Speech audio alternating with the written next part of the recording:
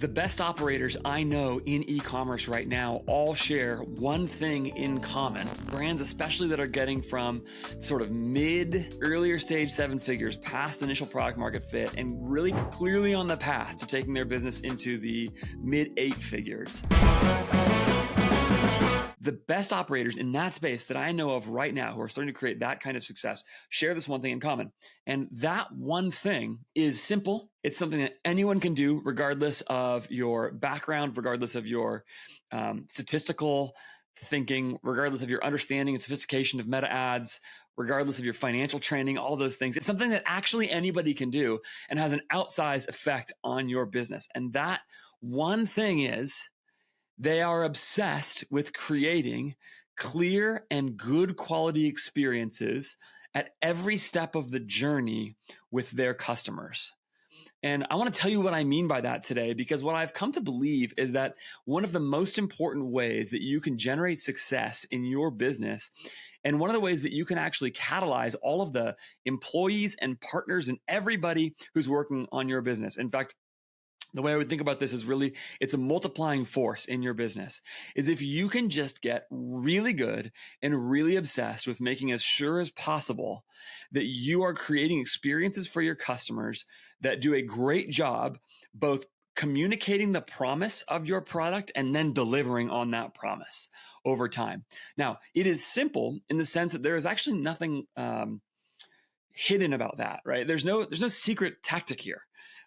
All it is really is just listening and caring for your customer's experience deeply and seeing how they are interested in their own outcomes and how they're interested in getting value out of your brand and out of your product, and then seeking to provide value and communicate how you provide that value to them. There's nothing tricky about that, right? There's nothing about that that's going to make you go like, oh, I don't know if I can do that. You can do that. You can do that no matter where you are in your business, right?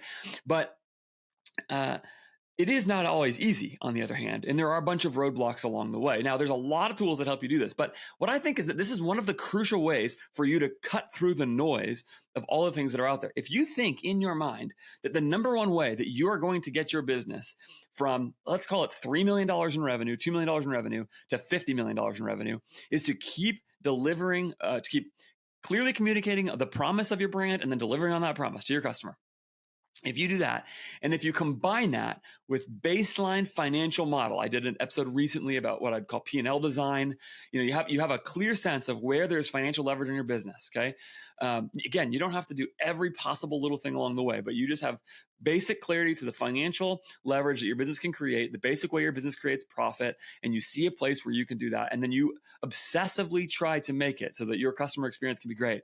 Then I think you will have a lot of success growing your business. If you do not do that, you will get sucked into a million different tactics in a million different directions in ways that end up pulling at your ability for your brand to make profit. And this is what I see happen all the time. This is probably the number one way that this actually doesn't work out for brands. I am a huge fan of D2C Twitter, D2C X, of e-commerce fuel, of my friends at Workspace 6. Like there's these it seems like Andrew Foxwell does a great job with Foxwell Founders. There's these communities out there where people are learning from one another, sometimes paid, sometimes free. There's all this information and admission that I talk about. There's courses, there's my podcast, there's a bunch of podcasts, there's the operators, whatever.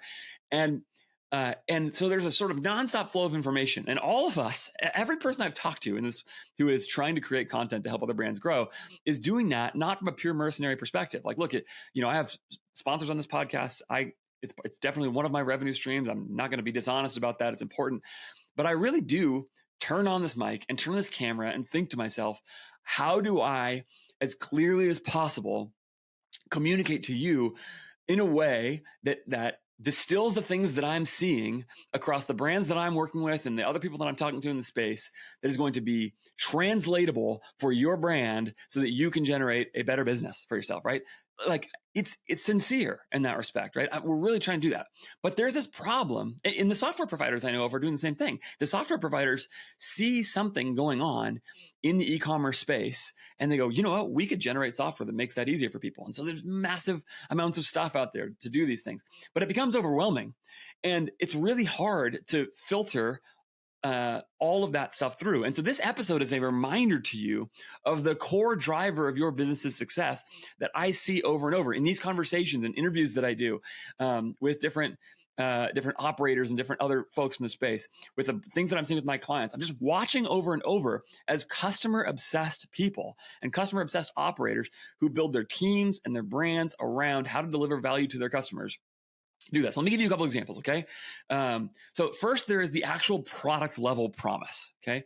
And this is sort of obvious in one respect. Some people will say something oversimplified, like, if you have a great product, you'll win, and that's like the key above everything else. That's not actually totally true, right? I think of a product like Coca-Cola, which is like killing you. So just take cigarette companies, okay, something like that, right?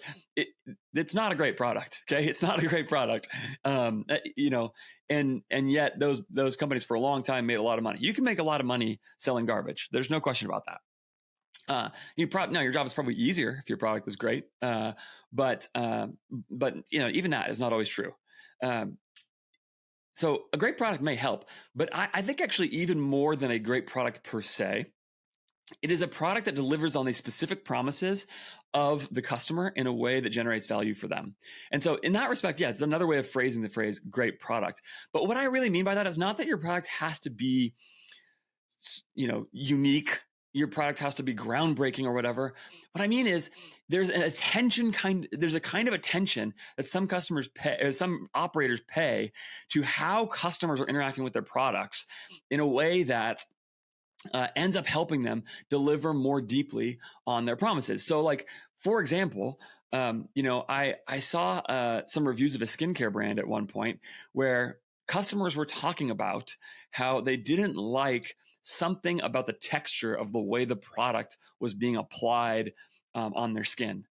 And there's a way of approaching that issue where it was a common enough comment in the reviews that there's a way of approaching that issue where you go, some customers are going to have complaints, whatever. There's another way of approaching that issue where it goes like, wait a minute, maybe a huge volume of our customers are having an experience with the product that is not ideal for them, and we need to fix it. We need to make it better so that they have an experience with the product that is great. Now, you have to figure out whether or not that represents a vocal minority or whether or not that's actually a real complaint or whatever. But you might have to go reformulate your product at some point, is what I'm saying, right? If there's something happens, if you're an apparel brand and you get complaint after complaint that your clothes are falling apart fast, you may have to make a decision about whether we charge more for better products or whether we keep things the way they are because, it's just going to happen because we're at a lower price, whatever. But those are decisions you have to decide, make as an operator about your business. But there is a way of receiving that feedback and hearing it loud and clear and becoming obsessed with it at the sort of baseline level of the promise that you're delivering. But then there's a second step of that, which is this example I've been talking about a lot recently, which is to actually start seeing not only the basics of how your product is hitting people, but actually to see the unique ways in which customers are interacting with your product. So I work with a supplement brand, for example, where a bunch of customers are calling out that they had bought this particular supplement for sleep, that they were hoping to sleep better. And even though that wasn't the original reason that the supplement was developed, there was an ingredient in the supplement that had good scientific basis to say it helps your sleep. And so the supplement brand could turn around and say, wait a minute, this means our customers care a lot about sleep. What happens if we go back to the well and we look beyond just this one ingredient and one product that really this wasn't the main reason the supplement was formed, but we actually start thinking about instead, how do we develop products that are going to really help our customers to sleep well? Or maybe they say, hey, take this supplement that already has this in it, and here's how to take it. Here's how to integrate it into your life. Here's how to eat and drink alongside that so that you get the maximum sleep benefit from this. Because of course, there's no magic pill, right? There's these things all work together.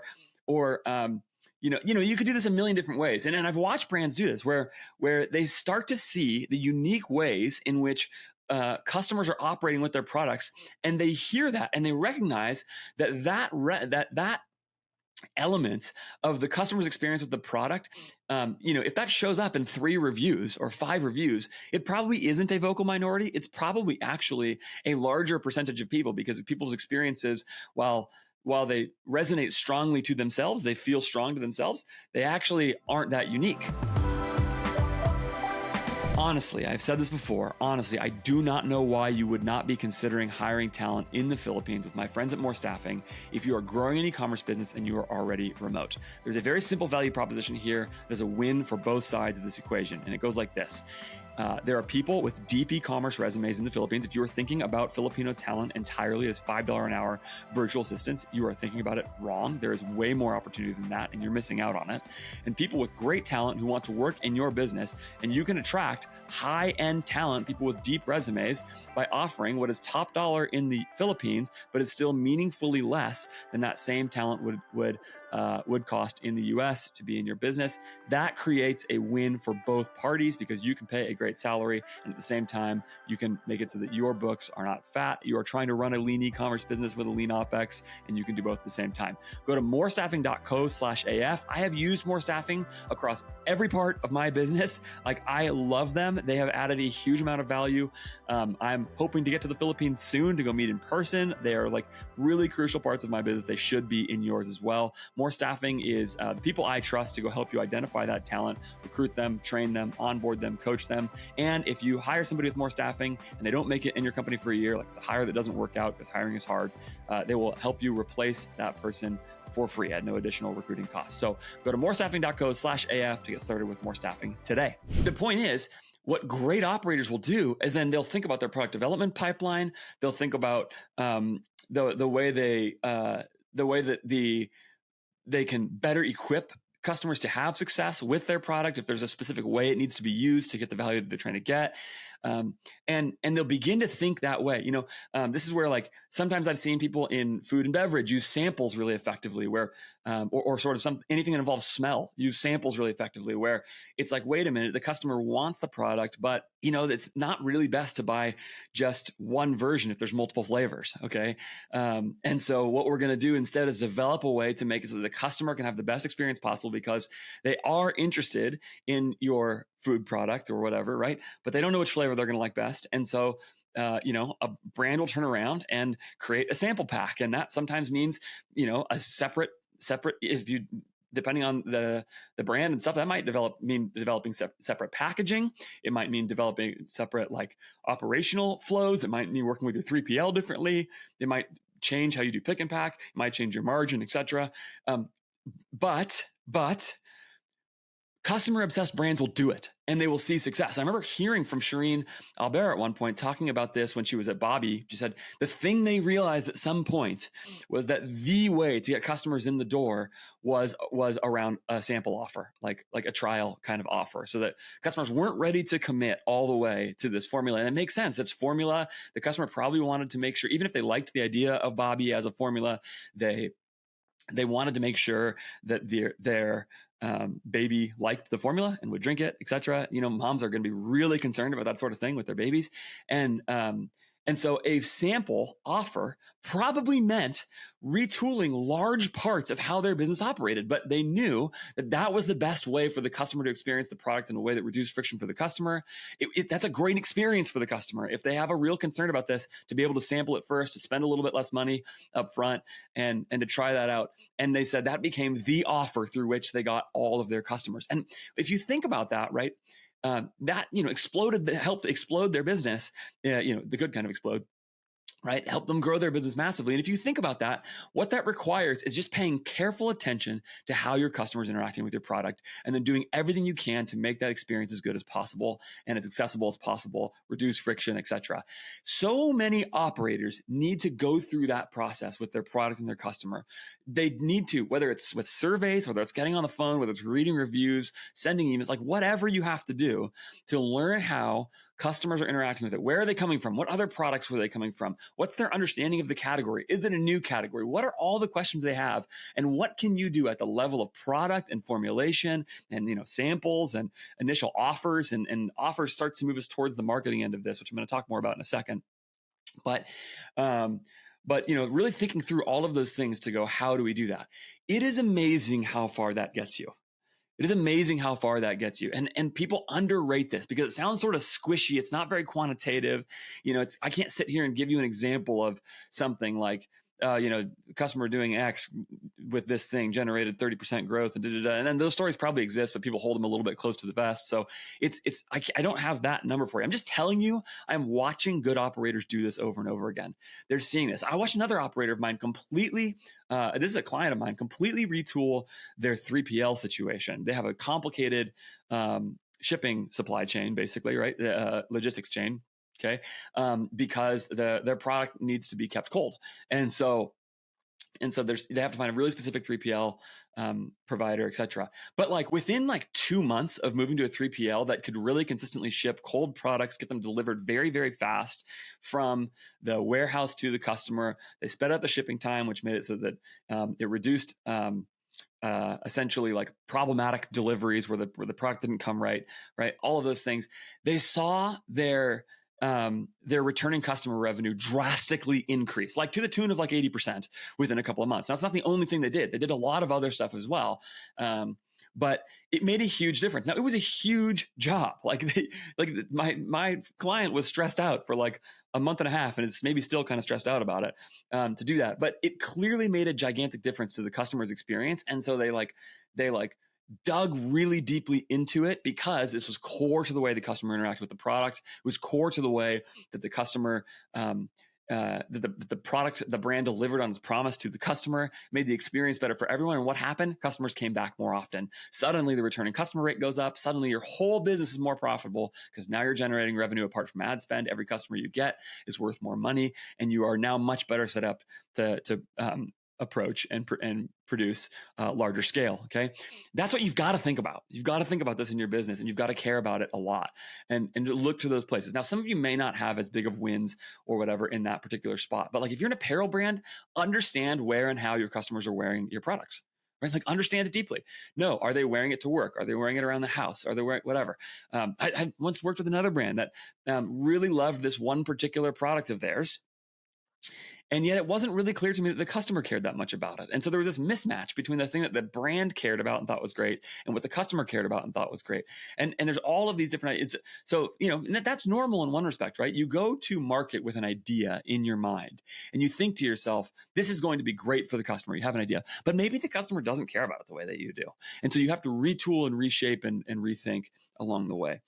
Becoming obsessed with that and watching how to do this will make it so that you, in delivering more on your promise more easily to your customer, is going to make every channel you advertise on work better. It's going to make every channel you sell in work better. It's going to make every customer or every member of your team who touches anything be more effective, because at the end of the day, customers are having a great experience with your brand. And this gets us to the concept of brand, right? I saw Sean Frank tweet this the other day, something to the effect of, on day zero, he said, brand is your ability to deliver on your promise to your customer. And on day zero, therefore, it is worth nothing. On day 1,000, it's worth a lot.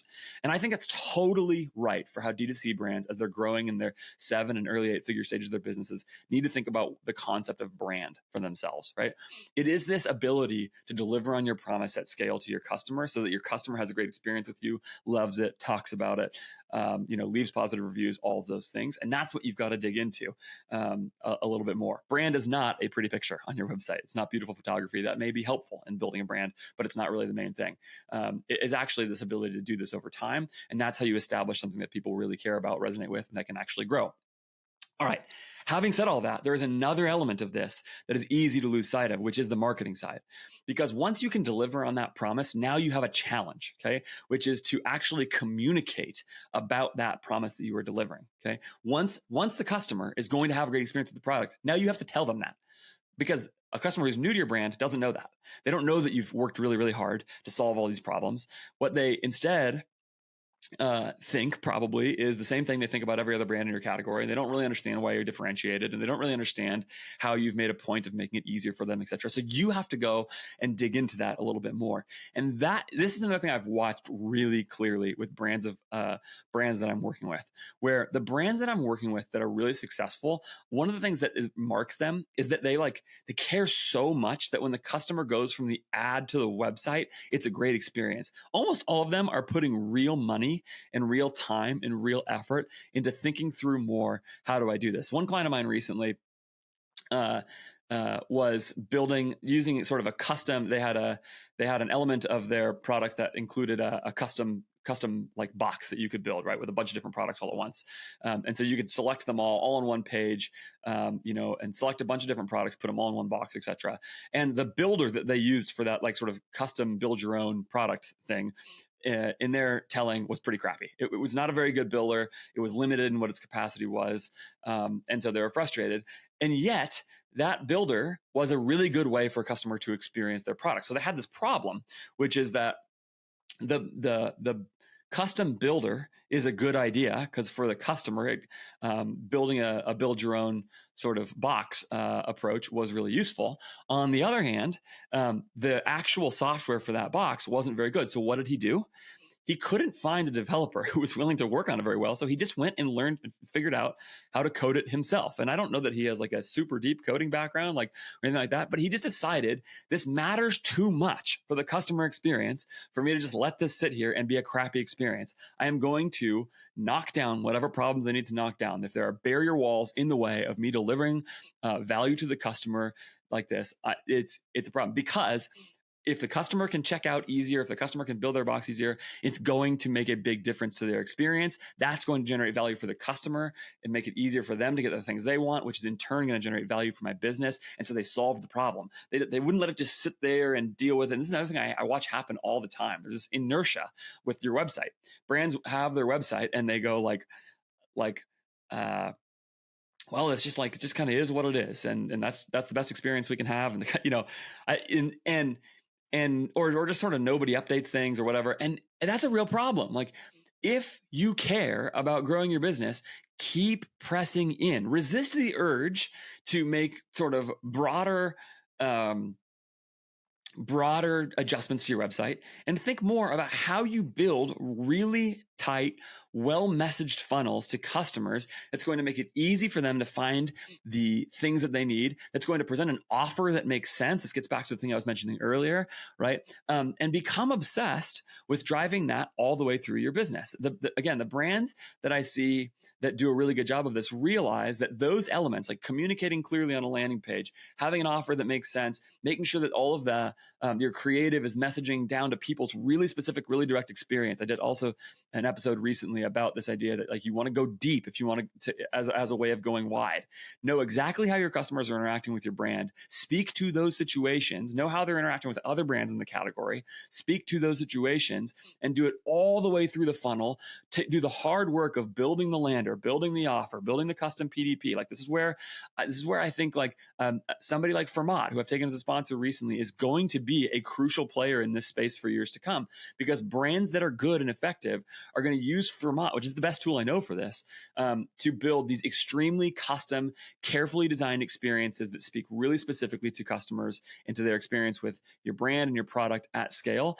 And that way they're going to make it easier for the customer to see the value that you're promising. And then of course you turn around as a brand and deliver that value to them. Again, if you think about this, if you think about what I'm saying, there's a way of approaching the total e-commerce game that goes something like this, okay? Job number one to get to $1 or $2 million in revenue is basic product market fit. Okay, this is not about going deep with a subset of customers in order to go wide. It's not about creating the massive amount of scale or whatever. It's just about proving out that your idea works. That's phase one of your business. Okay, but phase two lasts for a really long time. Okay, and scaling up the operations to go reach more and more customers. If you've reached $1 million or $2 million in sales in a year, you probably have baseline product market fit. It's very hard to sell, let's call it $1 million worth of stuff in a year at anything close to profitable if you don't have product market fit. Okay, you probably have that. Now, how much scale you have, who knows? It depends on too many other factors. I can't answer that in the aggregate, but it means that you've accomplished something. And now the game becomes, how do I scale the business? There's financial elements of that. There's operational elements of that. There's all these questions in there. But in the midst of that, I really think the journey from like 1 million to 50 million is really this simple. Number one, get clarity to your P&L design and how you're going to generate profit along the way so that you don't get fat with your business, so that you are thinking carefully about how to make it so that your unit economics get better over time, that you're generating high margin, all those things, be on top of your cash flow. There's some basic management stuff there that is really important for running your D2C brand well.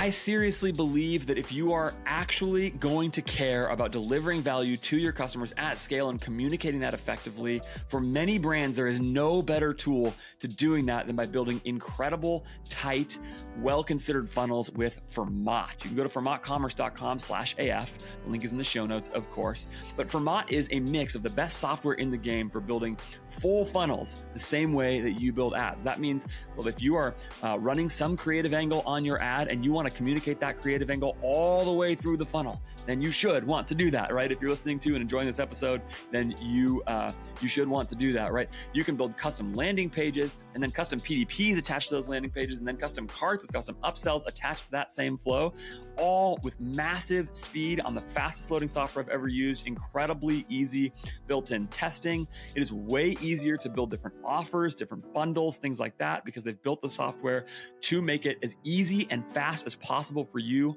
to do exactly this kind of marketing that I'm talking about. Plus, it is not just software, it is a service. There's an agency component to what FERMAT does, which is that they give you an account manager who will build these things out for you, direct you towards where the best opportunities are for your business relative to the data set they have, where a lot of successful businesses. It is really the very best software of which I am aware, and the very best service of which I am aware, for brands that are serious about building their marketing all the way through their funnel, communicating value all the way through their funnel to customers, exactly in the ways I'm talking about on this episode. Go check it out right now, fermatcommerce.com/AF. That is a really important lane. I try to put out content about that, and I'm not saying anything to devalue that, okay? Number two, for a lot of brands, it's to pick one channel, one ad channel, and to relentlessly focus on being great at it. And this is another thing that happens a lot. The brands diversify channels way too early, way too often. When I listened to Jack Rubin on my podcast talk about how they got to, a couple $1 million spend per month on Meta ads, it was a huge amount of focus on Meta for a very, very long time before they opened up any other channels. And by the way, that's $2 million of spend per month just in the UK, which has a quarter of the number of people as the US does. Okay, so that's a monster spend across not that big of an audience. So that meant just like focusing, digging in more and more and more, building up better and better advertising. And when you listen to Jack talk about this, by the way, he talked about it in exactly the terms I'm talking about in this episode. They thought carefully about how customers were interacting with their product, how their product was delivering value to the customer, and then messaged that clearly and at scale, okay? And that's what pushed them all the way through that phase of business. And now eventually they're adding other channels. So there's this focus on this one channel as they go. And if you take those two things, right? Basic financial literacy, P&L design, etc. Be really good on those things. Focus on one ad channel. And then in the midst of that, as you do that, okay, you put the bulk of your effort towards continuing to get to know your customers, deliver value to them at the level of product, and then to communicate that value in that one channel. That can get you extremely far in DTC. Can get you really, really far before you open up any other channels. And look, there might be reasons to add Amazon in there. There might be reason to add retail, wholesale, whatever. But like in the end, pushing really hard through that one channel with a great customer experience where your product meets the customer where they are, let nothing get in the way of that, and then do that at the level of your actual marketing and advertising, you will have success if your financials make any sense at all in the business. You really will. And that's what it comes down to. Push really hard there at as much scale as possible. Become obsessed with delivering value to your customers. Become obsessed with it, and then become obsessed equally with communicating how you're doing that. You do those two things, you can build a really good, really high quality business really, really effectively. Hey, thanks so much for watching or listening wherever you are doing that. Don't forget to subscribe wherever you're doing that, and also go check the backlog. There's a bunch of stuff that I think, if you like this episode, will be helpful to you there. And don't forget to also follow up with my sponsors. That's FERMAT by fermatcommerce.com/AF is the place to go. Follow up with them if you liked what I talked about in this episode. You will really like their software. And go to my friends at More Staffing. Hire incredible virtual professionals from the Philippines. Don't settle for virtual assistants. That's morestaffing.co/AF. Thanks so much. I'll see you next time.